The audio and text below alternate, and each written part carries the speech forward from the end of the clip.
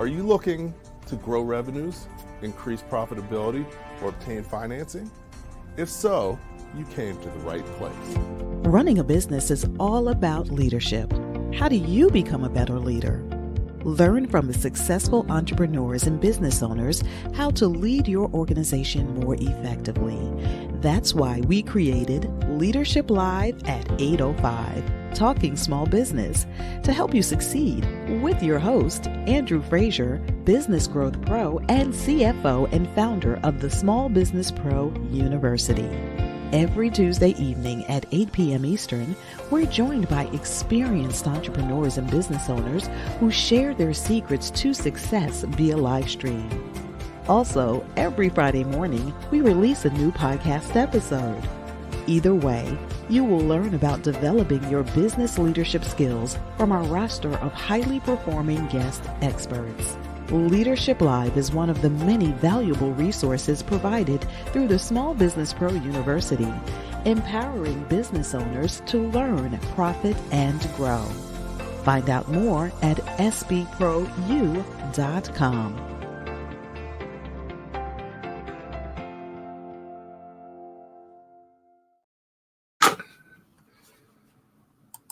Good evening and welcome back to Leadership Live at 8:05.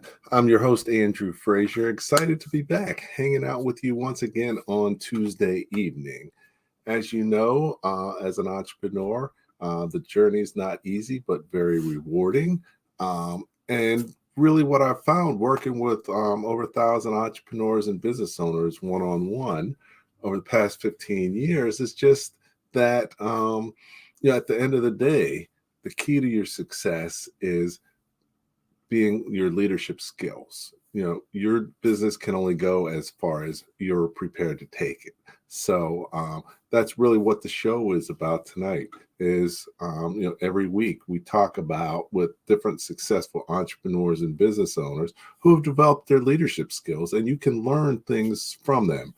Knowledge, because being knowledgeable is key to being able to lead effectively, but also just understand, sort of how they lead. And, definitely tonight we're going to talk about, some key leadership skills in terms of, really power in partnerships.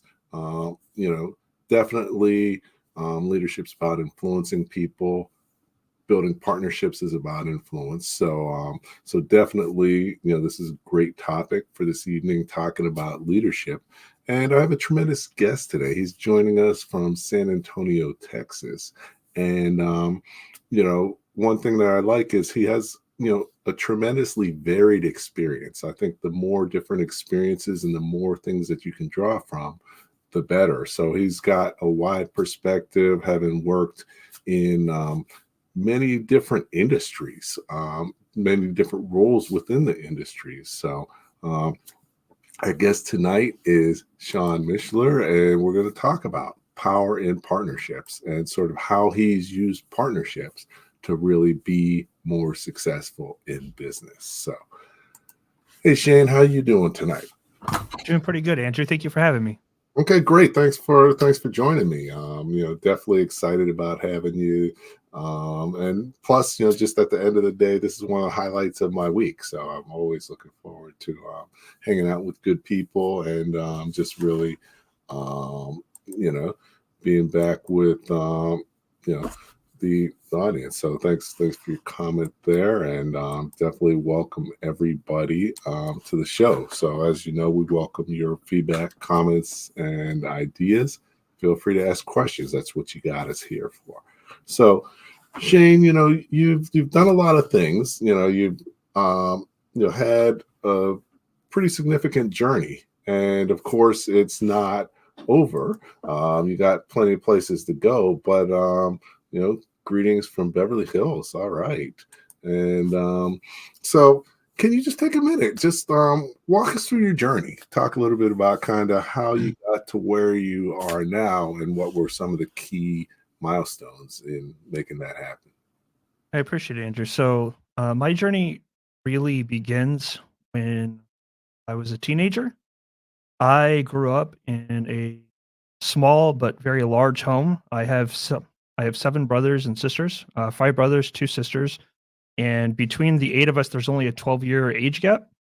So by the time I was 17 years old, my youngest siblings were 5. They're twins, and we had 9 to 10 people living in our house at any given time. So it was chaotic. It was hectic. We had a lot of varied personalities, and there was a lot that I didn't know was already shaping me at that point in time that would contribute to this journey I've been on.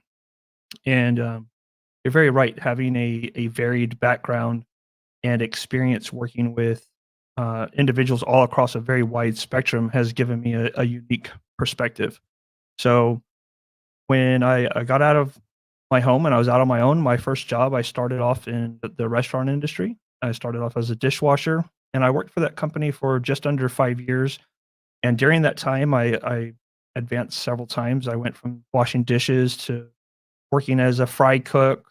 I eventually became a lead cook, assistant restaurant manager, and then I took over as the acting restaurant manager and ran every aspect of the business for a good while before um, my now ex-wife, but wife and I decided that we needed to increase our income, and I had a great friend who offered me an opportunity to get in oil and gas, and I went to work on an oil rig as a roughneck, which was a really big shift in every aspect of my life between the professional details and personal details. I was away from home for a week at a time and learning entirely new skills in vastly different culture.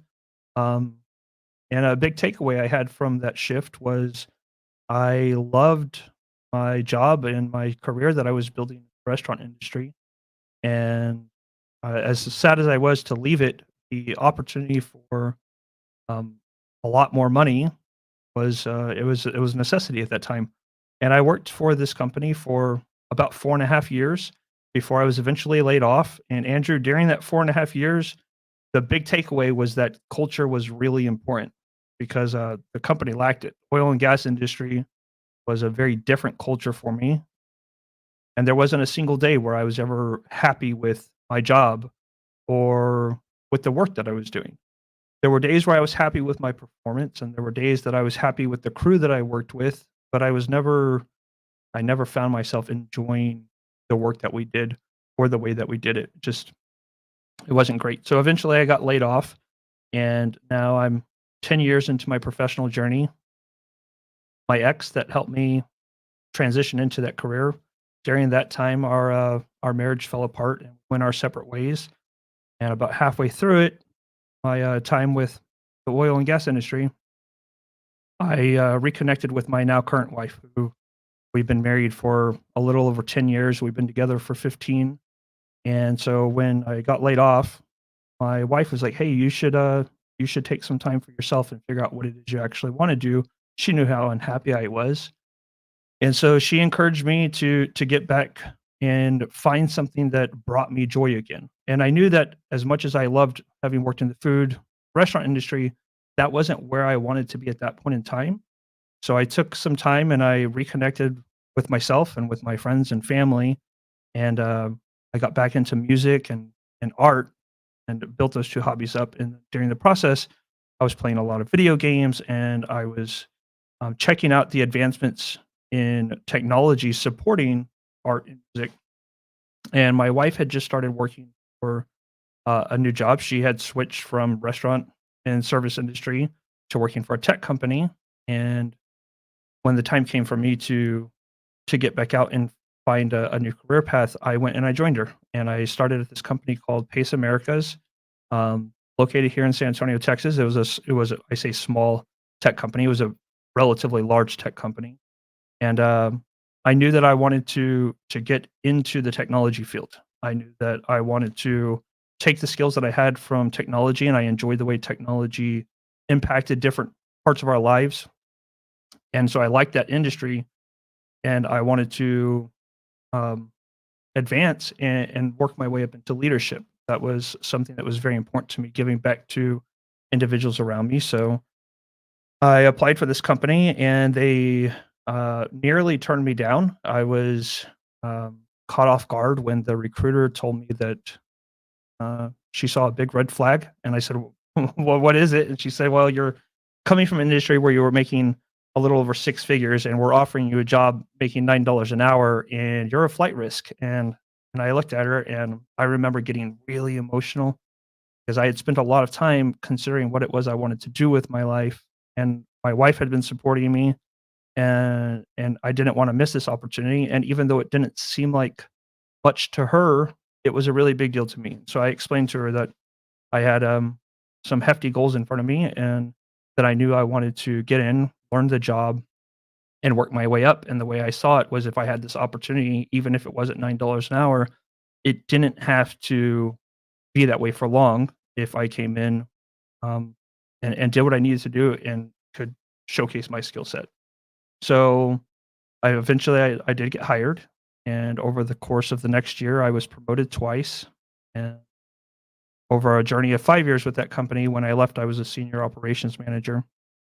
And I left there, and I shifted again, and I went into the retail industry, working for a large retail giant, and I working in their corporate office on the leadership team. And I spent 5 years with them, and I rotated through all of the departments that they had, which ranged from customer service, um, HR, recruiting and HR responsibilities, fraud and risk management. And I left there doing risk management. And so now I've just completed the next decade journey of my professional career. And I knew that I needed a break from working in corporate America. I'd spent 10 years doing it. And while I was really grateful for the leadership skills that I had gained during that time and the opportunities that had been given to me, I knew that I wanted to do something that was for myself. And so I had been working on a business proposal, actually for a restaurant with for esports gaming. So it was going to be esports bar and grill, and I wanted to bring technology in the food industry, two things I had a lot of passion about. So I'd been working on this, and by chance, I met a small business owner here in San Antonio. That this gentleman had opened up this business in 2000, and he had been making a pretty good impact in San Antonio for a little over 20 years. And so he was telling me about his journey, and he was telling me about what he did and where he was at, and we had this really strong connection between us. There was a lot of spark. We had similar backgrounds. We enjoyed the same hobbies, the same shows. And he was telling me about his business, and there was something about it that just it drew me in. And so he asked me if I had any interest in coming to work for him, and I was telling him I wasn't too sure about that. I was really thinking about starting um, my own business. And so we set up a lunch, and we met, and he was telling me more about how what he did was offered assistance to small businesses taking and supporting their technology. And he was sharing how much he enjoyed it because it was something that he was really, really good at. He's nearly just genius level when it comes to tech. And he understood that a lot of small business owners didn't have the same background he did. So he was taking this weight off their shoulders and allowing them to focus on what they do and taking care of their clients. And when he was expressing this to me, I really, I love the way he was sharing it. And I was like, this is what I want to do for the people around me. I want to find something that I can offer as a service that takes weight off of somebody's shoulders and makes me feel like I'm giving back in a way that I'd never had an opportunity to. So he sold me. Okay. Okay. So we'll go into it a little further, but it's very interesting, exciting journey. Definitely. I have to ask. I'm a fan of the movie Armageddon. So is that realistic or not real realistic to what you were doing? Oh man, so Armageddon, realistic to what I was doing. I would say that there's definitely some things that are fairly realistic. Um, Absolutely some things that would not be, but we would drill 2 miles into the earth, and the things that you experience in that type of environment. There's definitely some aspects of Armageddon that are real. To what degree? NASA would probably say otherwise. Right. Okay. No, that's cool. You probably enjoyed movies like that. Having been in the Navy, I always loved like the Navy movies. and it's sort of like that as well. You got some real stuff, but then you're like, it wasn't quite like that. Yep. Yeah, it's really easy to see things and go, oh, okay, they got that right. Oh yeah, you know what? That I have no idea who came up with that idea. Yeah, but it's never as exciting as the movie or the TV show. So no, never. So hopefully not. Yeah. So so our topic today is power and partnerships, and one of the things that is evident from making your transitions, you actually had to partner. You left the food service industry. You went to oil and gas. That's not an easy transition. So you have to figure out figure out how you can partner and get them, have it make sense for you and get the opportunity. It's very true, Andrew. So I couldn't have made any of the transitions that I did. Well, I couldn't have made them as successfully as I have if it weren't for one or two people in each of those chapters of my life who were there and who supported me and shared their wisdom, their knowledge with me, and then assisted me in finding my own path. I would have been absolutely lost, and I don't know where I would be at on my journey if you took away probably one of 5 key people in my life who were just incredible partners to me. Mm-hmm. Yeah, no, definitely. And really when you changed to technology, not a lot of people would do that. One, it was good that you gained clarity around what you wanted to do. And I think a lot of business owners don't step back enough to have the clarity they need around where they're going and what they want to do, and really putting into place, your plan or your business plan. So planning is so important.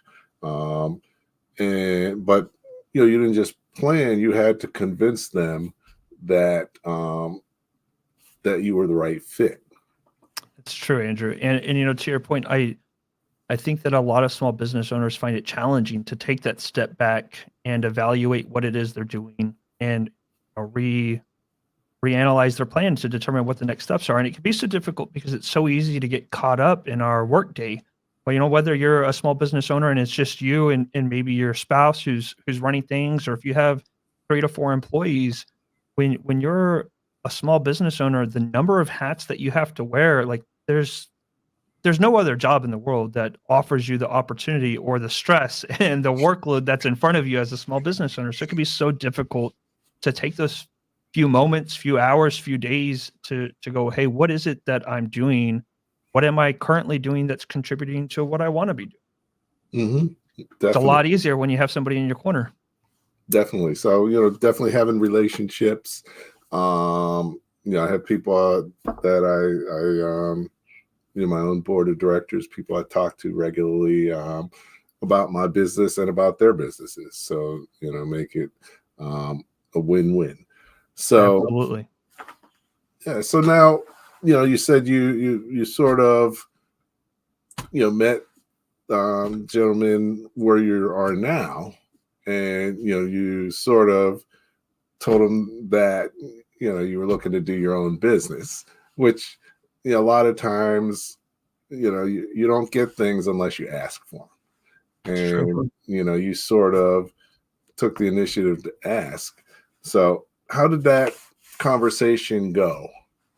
So it was a really interesting conversation because I think that initially when I met Wes Ulmer, the CEO, founder, owner of SD Tech, it wasn't so much me looking for an opportunity. It was him who saw the opportunity, and he said, hey, I know this is what you have going on, but your background, you've done so much that would really assist my company, and you have such a different way of looking at things, a different wealth of experience. And I was like, okay, you're buttering me up. He's like, can we at least sit down and have lunch, get to know each other?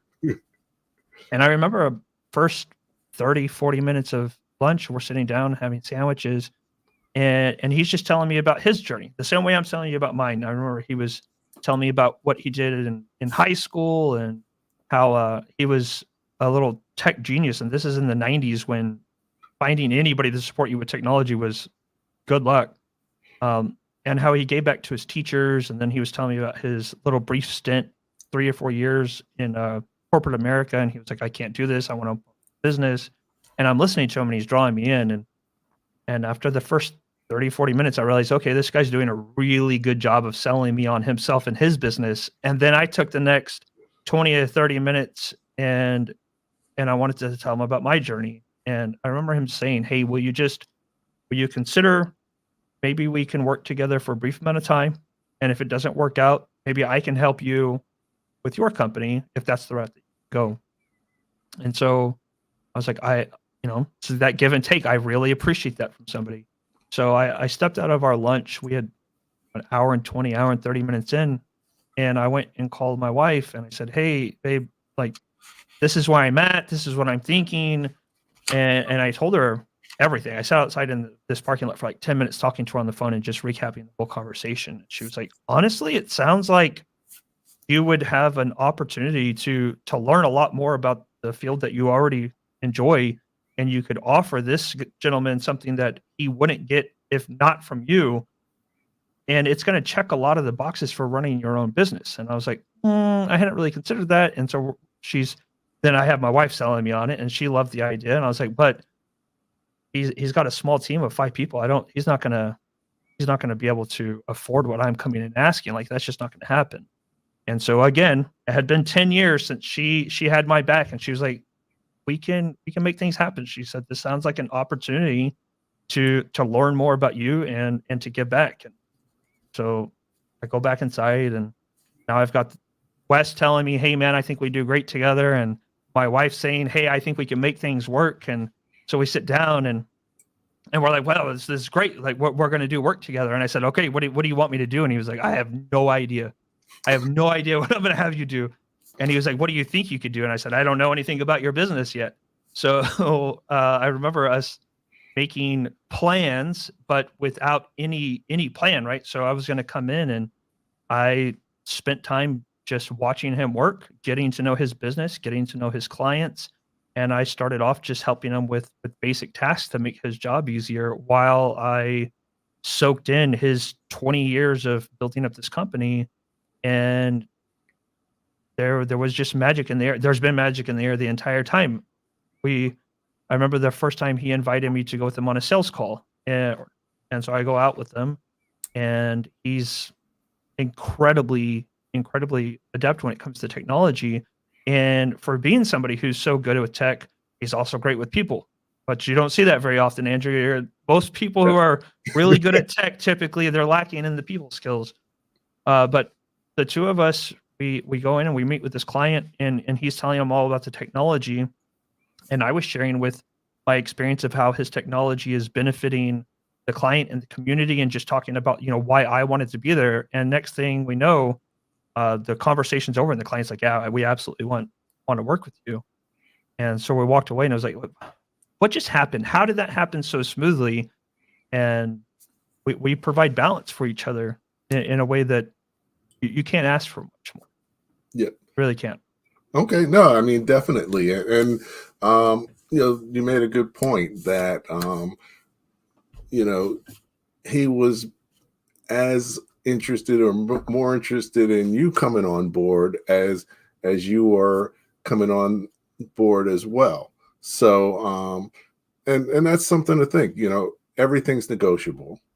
It is. And you look for value. What value can you provide, and what value can they provide? And you made an investment in yourself. Once again, you said, I'm not going to go for a top dollar, but I'm going to go for the experience that's going to help me where I want to get in the long term. So, yep. And it's been great. It's absolutely been rewarding, and I think without a shadow of a doubt, like, we've both gotten what we've been looking for. And at that point in time, I don't think that Wes knew that he was prepared to make this massive jump with his own company. He had been managing 4 to 5 employees off and on for 7 or 8 years. And after working with myself for about 2 years, he looked at me and said, "Shane, I didn't I didn't realize that my leadership skills were lacking. I was like, "But Wes, you're a fantastic leader." He said, "I appreciate that, but you have a way with people that I don't, and I have so much that I've learned from you, and so much more that I'm going to continue to learn from you." And that's where I was able to come in. And my 20 years working in different fields, I was able to fill out our team and bring in what I am great at, while allowing him to focus more on what he is great at. And yeah, we've been able to quadruple our business over the last 4 years. Excellent. And it would have never happened if you weren't there. Yeah, and I wouldn't be at where I'm at now if it weren't for the 20 years he put in first. Right. And if you look at a lot of great companies who've grown up, there's usually like a number one and a number two that are really close. Even Steve Jobs, it wasn't just him in there doing it. He had is it Steve Ballmer or I always forget the gentleman's last name, but I'm pretty sure it is Steve, because I want to say that it was both of them being Steve. But yeah, like usually you have one who ends up gaining more popularity, but when you talk to them, there's always somebody else who's in their corner supporting them. Yep. And actually, you bring to the table one of the most difficult things for a lot of business owners, especially when they're looking to sell their business, is their business can't run without them. And you need to have a strong number two, but it's really hard to bring someone in successfully to do that to an organization for a number of reasons. So coming into the organization, you're coming in, you're new, they have a culture. How did you navigate that successfully? Because a lot of times that's a difficult piece to navigate. So there's a lot of potential pitfalls when you're coming in and you're navigating through the early stages with something like this. You're exactly correct. So the first thing I did was I worked to, I don't know how to say this any different, but I worked to humble myself in front of the employees who are already there. I want to make sure that they know that I want to learn from them, and I want to grow with them, assist them in managing their jobs, their expectations as great as I can. And then in time, any changes that I'm going to bring to the table, I want them to understand that it's to help make things easier for them, to make things easier for our clients. Because if we can achieve that, if we can make it easier for our employees while being a benefit to our client, then it should make change a little bit less scary. Because I think as leaders, it's ingrained in us that change can be great, change is incredible, change is a must. But the reality is change is scary, especially for your frontline employees. Change can be frightening when you have a new member of leadership who's coming on with a totally different experience, and they're not accustomed to how you do things. So I got to know them. I know each of our employees very, very well. So that was the first thing. And then just making sure that, since this was a business I was as invested in because of some cultural pillars, it made it a lot easier. I'm not trying to make any major changes to the organization, just find ways to do things easier, more efficiently. And it made the transition much smoother. Okay, definitely. So so you were able to sort of manage that successfully, which is great. It's sort of like in the military as an officer, they throw you out. They threw me on the ship, and they're like, "Okay, these guys work for you now. Good luck." And by the way, you're a supply officer, so if something happens and the money's not right, you're going to Fort Leavenworth to jail for the rest of your life. So I was like, great. Great. So, but definitely you learn some great skills, and I think that's a combination of your partnership. So when we talked about partnering, one of the important ways you talked about partnering was partnering with your customers. And a lot of times people don't really think about that, but those can be your most important partners. Talk a little bit about, what it means to partner with, what it looks like to partner with your customers, and why it's so important. So, Andrew, when it comes to partnerships, anytime that I'm talking about one of my partnerships, one of the relationships that I fostered, that I've built, I look at my professional relationships, my personal relationships, the relationship with my wife. Uh, I see all of those things as very similar. So I had mentioned to you a little bit about one of our clients, a large real estate brokerage, and they've been a client of ours for a little over 15 years. And there's typically, when you've had a client for 15 years, for any large amount of time, you're going to get to know them a little bit, maybe a lot, and but at some point, typically the relationship becomes a bit transactional. You provide them a service, they provide you with a check, and you just keep things moving. But one of the things that we try and do differently is we want to treat our relationships as we would any relationship in our life. So we want to get to know our clients as well as possible. So I know quite a bit about this client. I know about what their frontline employees do. I know what their people in their back office are doing. I know what their accountants are managing. I know the things that they enjoy about their job, and I know about the things that they don't enjoy about their job. I know about, the great meetings and their margarita Fridays, and I know about when there's a little bit of office drama. But they know the same thing about us, and it's because we work diligently to keep that relationship strong. And when you've been in a relationship for 10 to 15 years, one of the things, if you want it to be successful, you can't let it become transactional. So we have this great relationship. We've been building it. And I remember they came to us and said, "Hey, we want your help in looking for our next IT director." So they've always had one IT director that's on staff that oversees their in-house operations, and we provide support to them on the back end. We work with their IT director. They offload some work to us. We partner. And so I was like, "Okay, so you want help hiring for your next IT director?" Um, their director of operations said, "Yeah, we always have to hire for this role." And she was expressing, she said, "I know a fair amount about technology, but hiring for the role can be a little bit difficult. This is our uh, the only portion of our business where it's a one man team. Every other team, we have multiple individuals. There's different layers of the hierarchy, but not with this one. It's just the IT director." And I was like, "Okay, so I can help put together like a hiring profile. I have a lot of experience, hiring for different positions within SD Tech."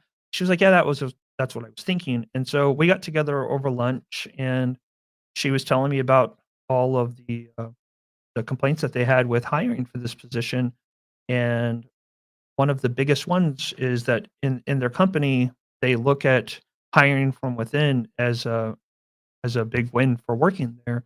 And the majority of their upper leadership started off on their front desk. And that's something that I absolutely look to, and I love that about their company because I've been afforded so many opportunities in my life. And if you're promoting from within, it's just a great piece of culture. And I said, "Okay, that's fantastic. I don't see the problem." And she said, "Well, with this position, they're hired for this position and they do not have the opportunity to really promote because there's no avenues for it." So I was like, "Yeah, that does suck." She said, No matter what we hire them at, there's going to be a ceiling for financial, and it just doesn't fit with the rest of our culture." And so we were talking about all of the things that they didn't like, and Wes and myself are sitting here and we're trying to think of how SD Tech can help them.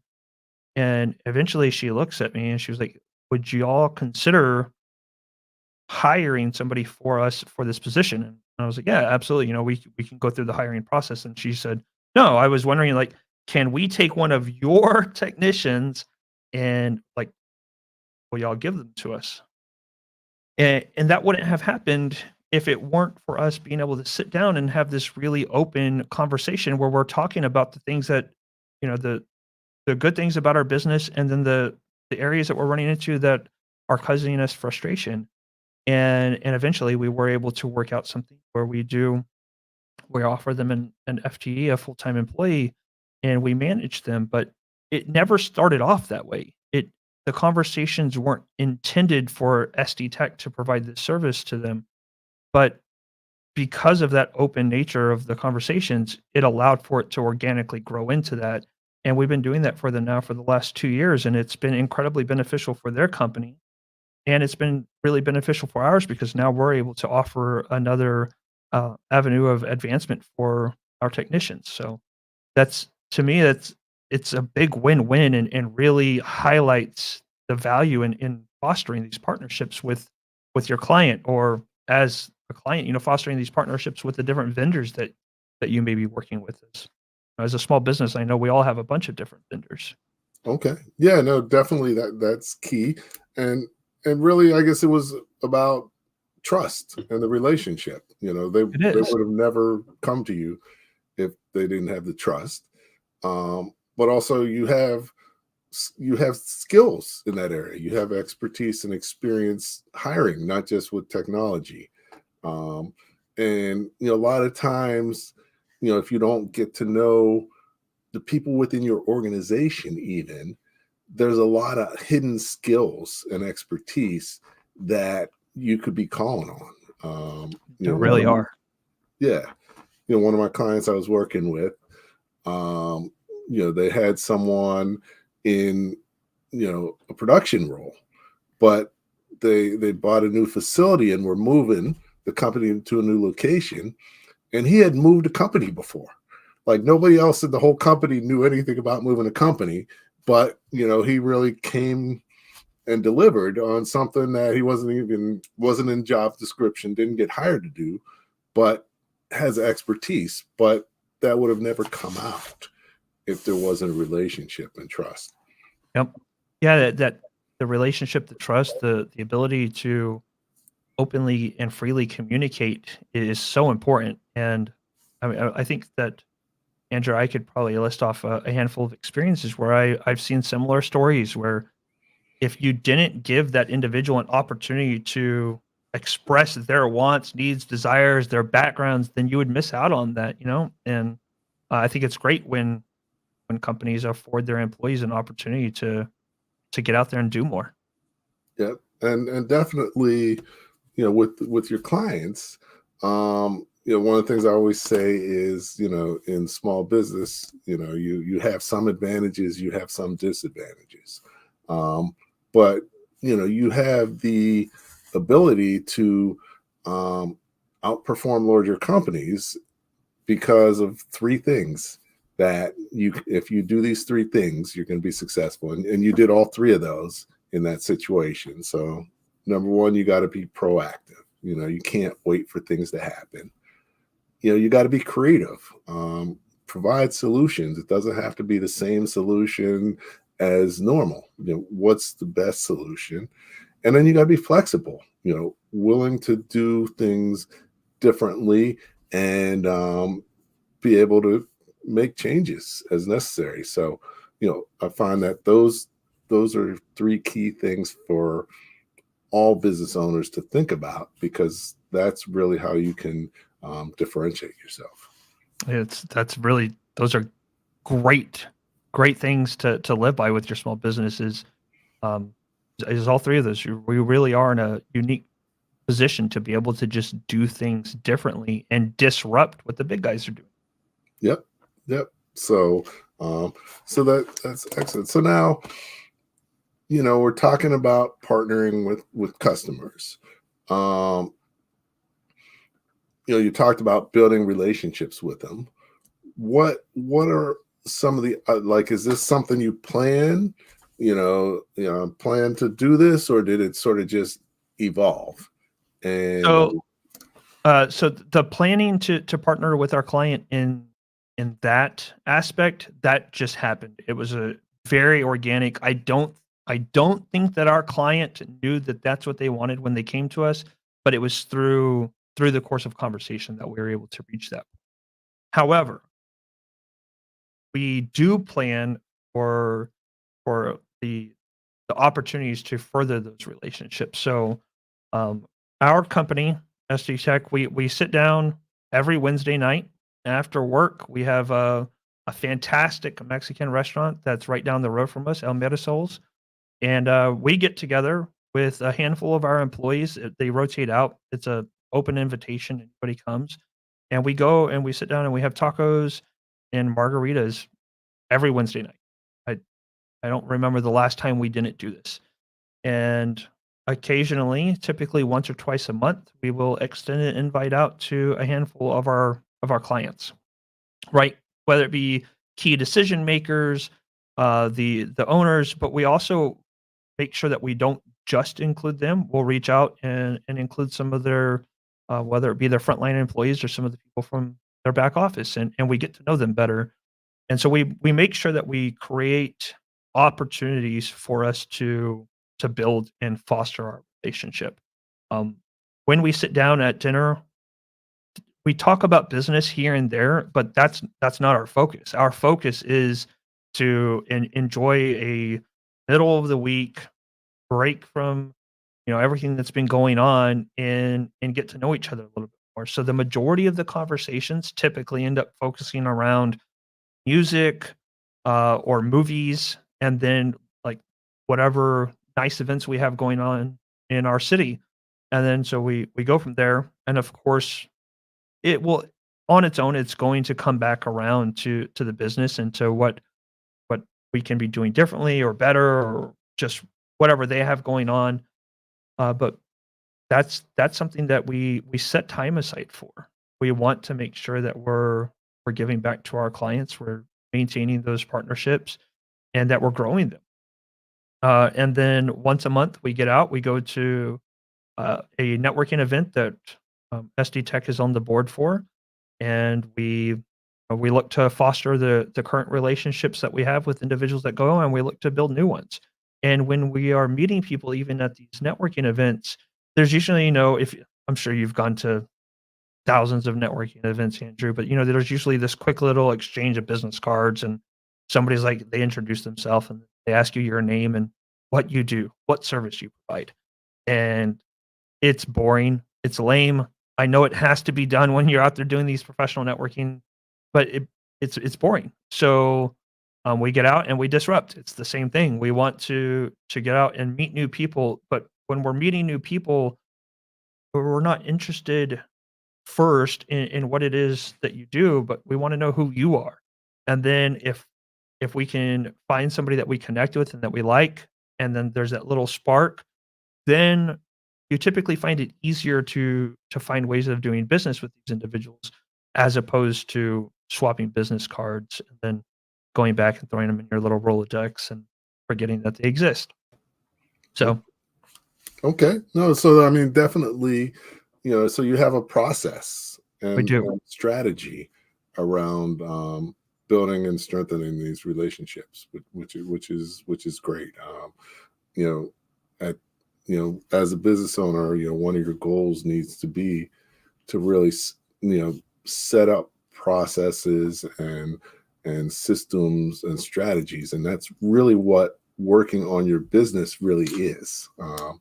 Because you're setting up, you're optimizing your business so that it works as effectively as possible.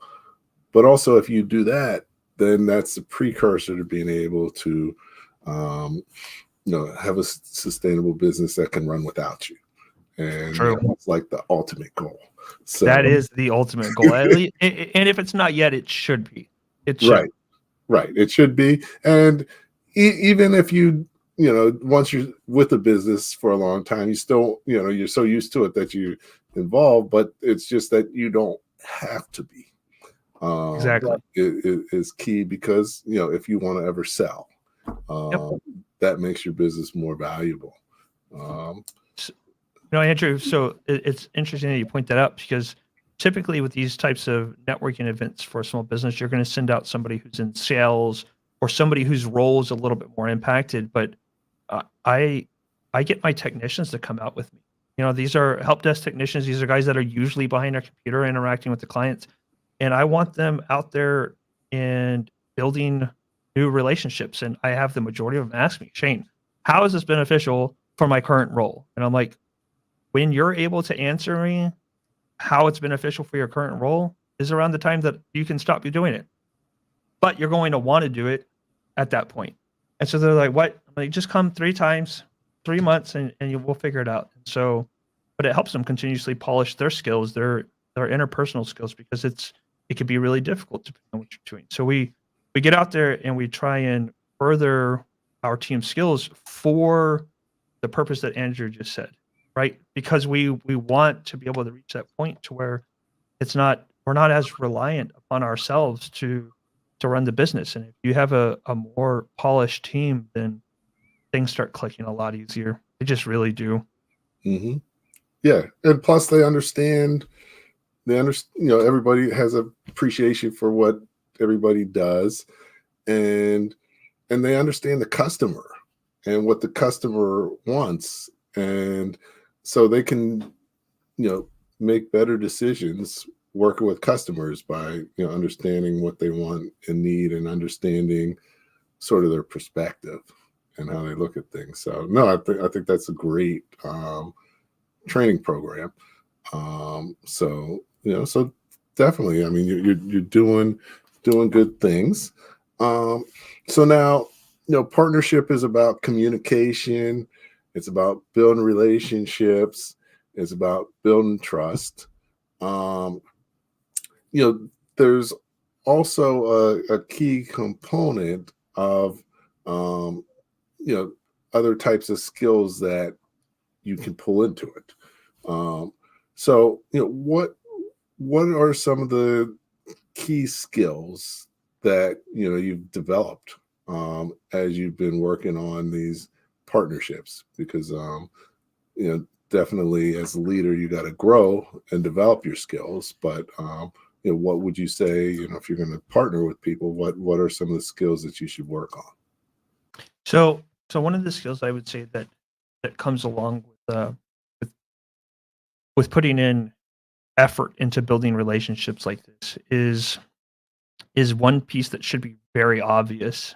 A great leader knows their people, and in order for you to truly inspire and motivate your team, you need to know who they are, and it makes it a lot easier to get to know who they are if you give your team an opportunity to get to know who they are.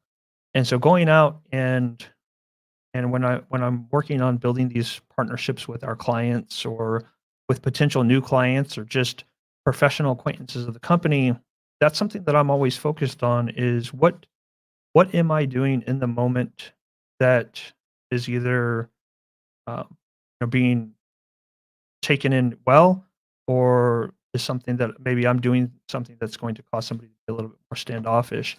And getting out there and practicing this on a regular basis helps to keep those skills nice and fresh. And the world is constantly evolving, and generationally there's so many changes from one generation to the next.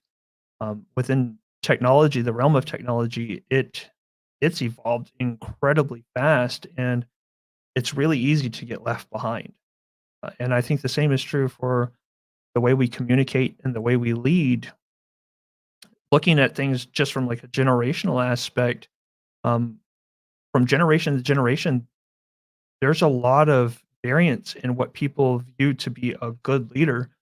And getting out there, practicing these skills, making sure that we have the opportunities for us to know our team and for our team to know us. That would be one of the things I'd say is like just a big takeaway. And it's important to constantly be working on these skills. Yeah, that's what immediately comes through. Okay, great.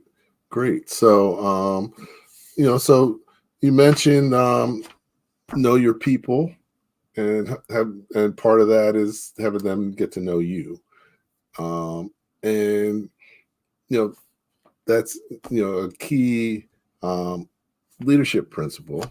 And I think one thing that sometimes business owners don't appreciate is when you're working with people, you do tasks efficiently. So you try and get a task done as quickly as possible, but you got to work with people effectively.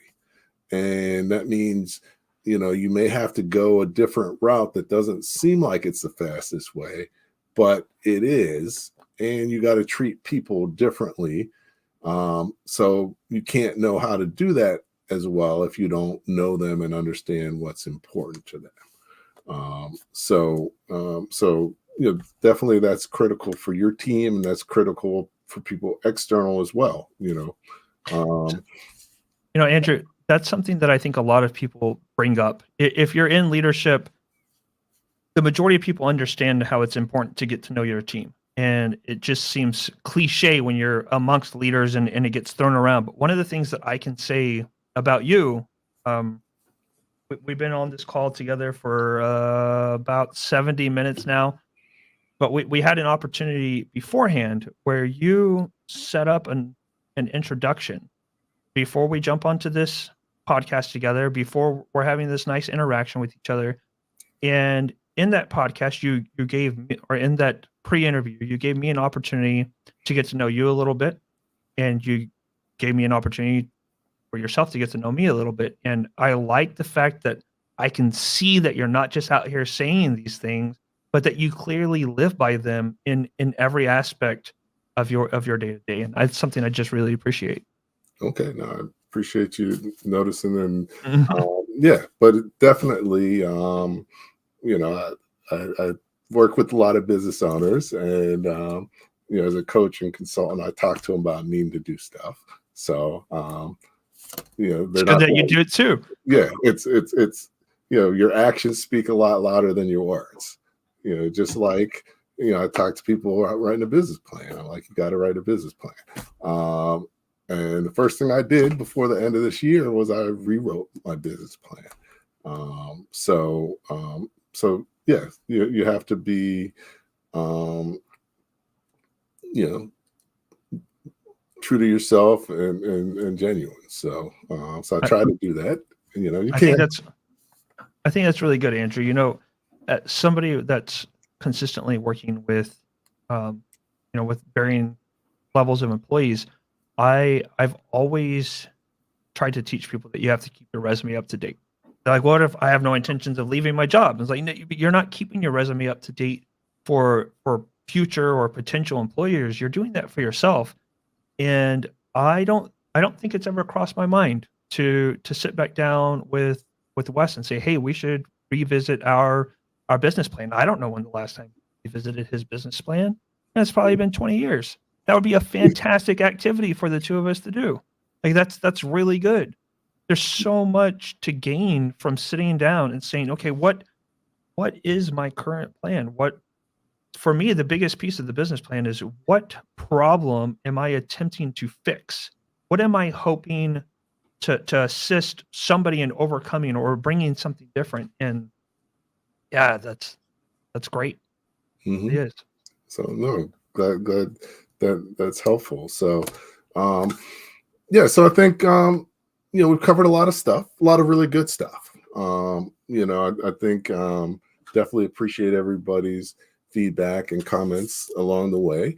An hour goes way faster than you would think, but if you're talking to someone who knows what they're talking about and is passionate about it, it goes really fast. I can tell that you really like what you're doing, and you're not just there as a job.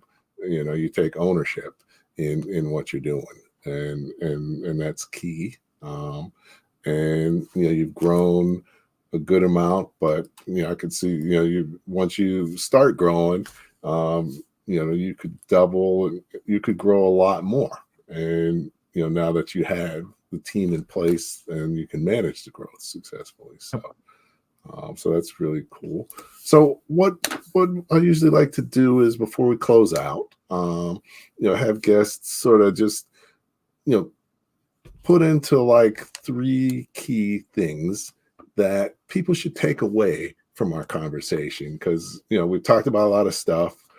most people can only remember 30% of what they hear. So you got to say stuff 3 times for them to fully get it. But if we just break it down into 3 things that they can take and utilize starting tomorrow as a way to become a better leader and lead their organizations more effectively. So I'll give you a minute to think about that.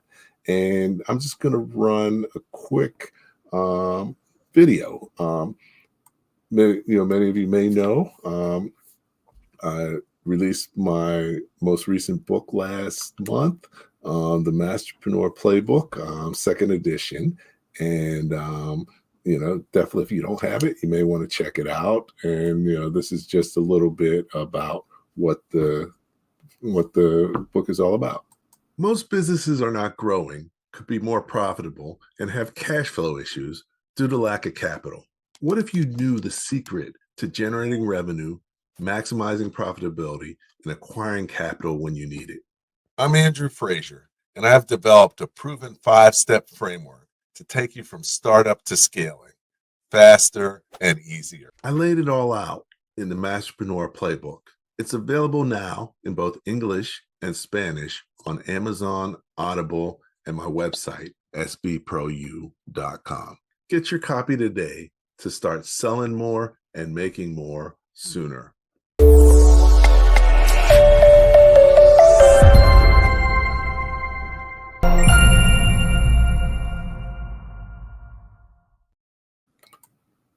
Great. I'm back here with Shane Mishler. We've been talking small business, really discussing how there's power in partnerships and especially partnering with your customers.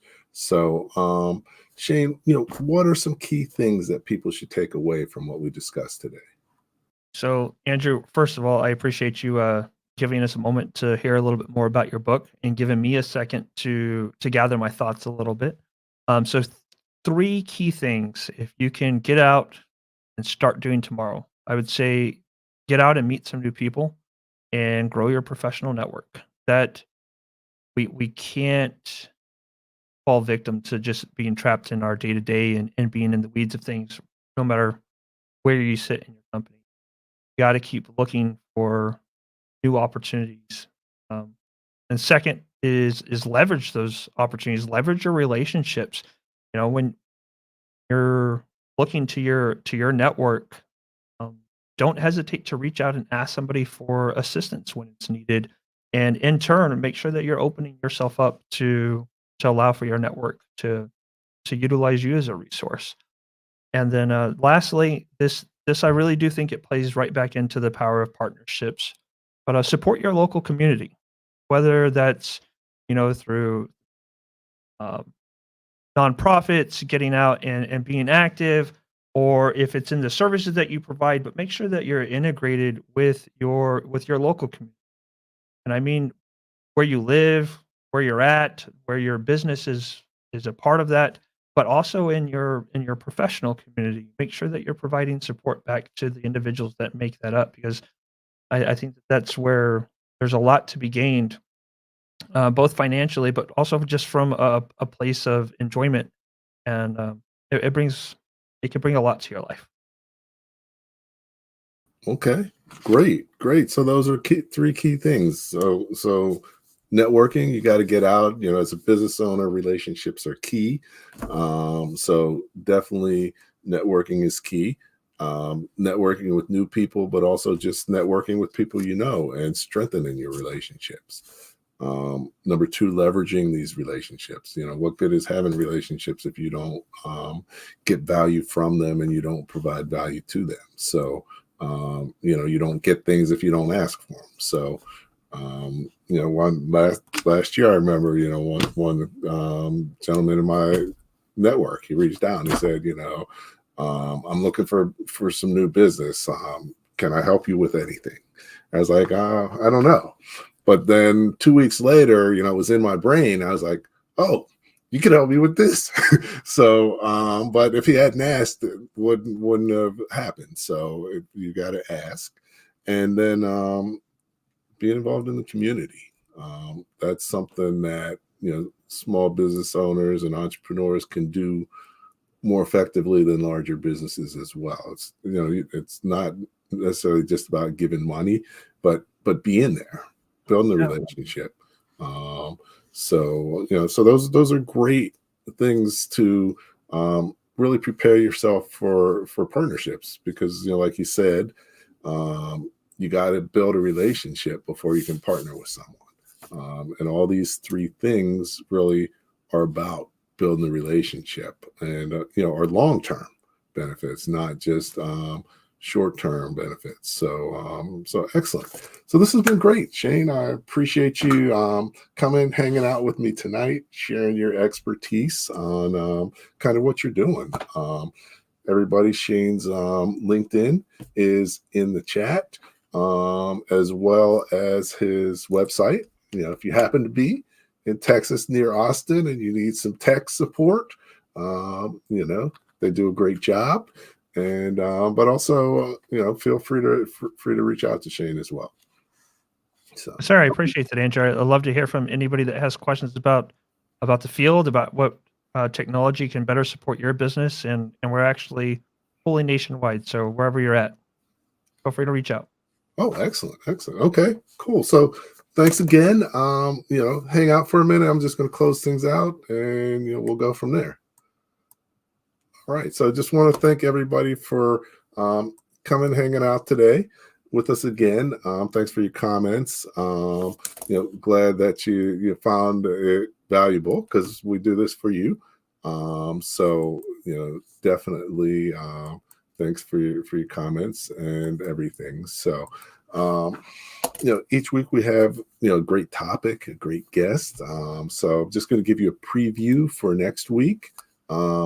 Next week, we've got a dynamic duo, father and son. So Dr. Kumar and Amit Remlal, and they're going to talk about transforming productivity through delegation. So, looking forward to chatting with them about, really productivity. In this day and age, it's important. All the trends are going towards faster, cheaper, and better.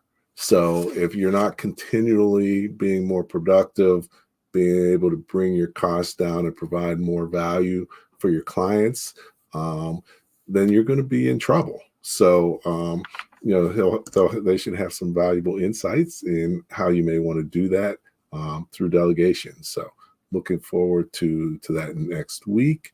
As well, definitely, we're starting off the year strong.